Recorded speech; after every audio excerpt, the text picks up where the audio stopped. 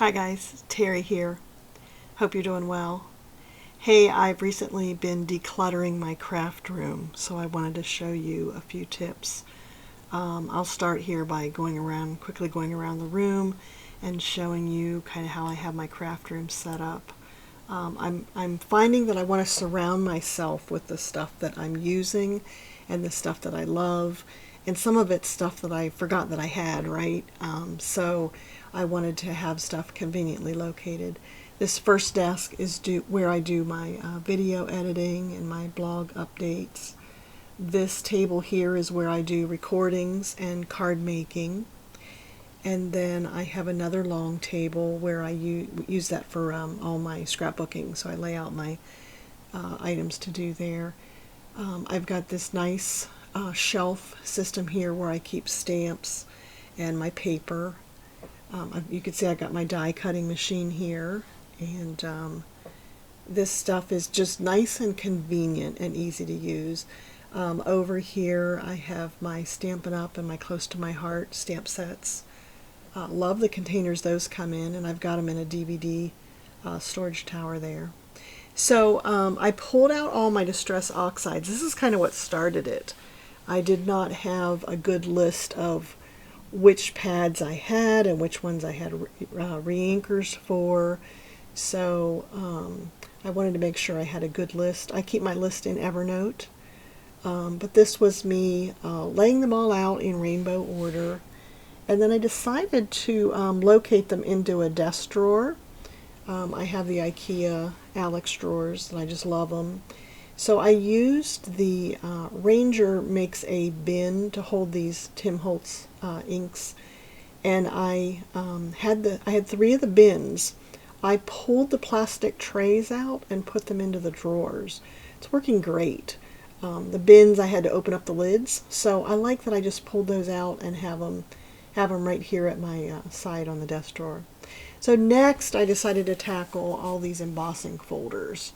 I think this is a difficult one because they're hard to see what they are, right?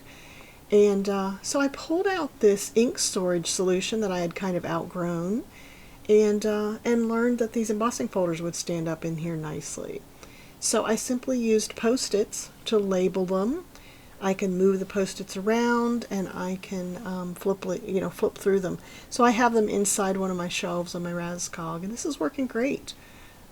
Again, it's another area. I'm limiting myself to that many embossing folders. Stencils was another thing I struggled with. I mean, I had been collecting them, but I wasn't using them.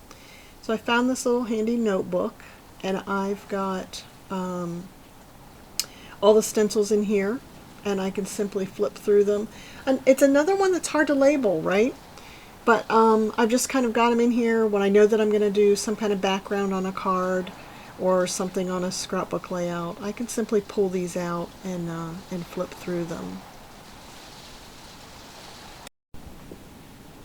So punches. I've really whittled down the punches to just the ones that I love. I got rid of a bunch of them that I'd collected over the years and really just kept the ones that I really use. So these ones are in the bottom of the Raskog. They're heavy, so I would suggest that you don't store these like in a drawer or some kind of shelf where they could be dangerous and fall. So because they're heavy, I've got them in the bottom of the Raskog. I've got them standing up so I can see which ones they are. And again, if you have it conveniently and you can see what you have, I think we'll use it more. So love that storage for my punches. So next I tackled my dies.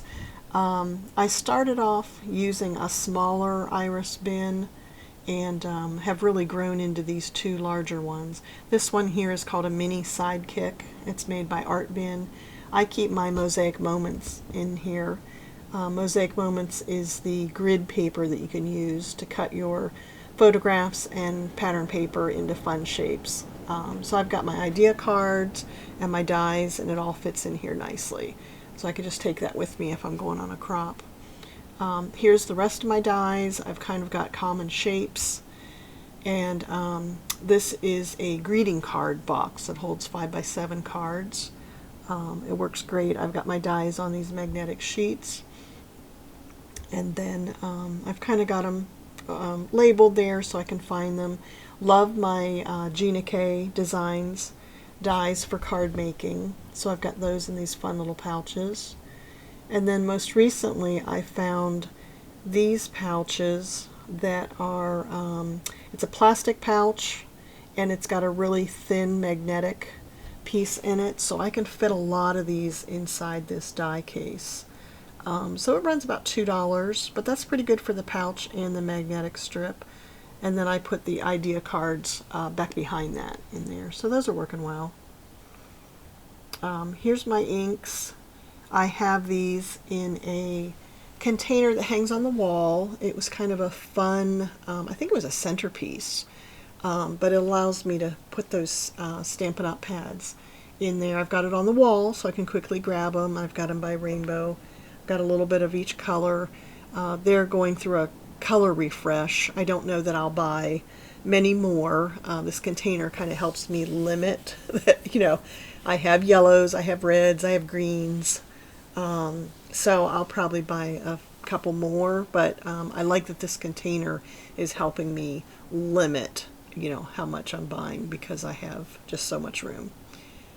Here's where I keep my stamps that aren't Stampin' Up! Or close to my heart.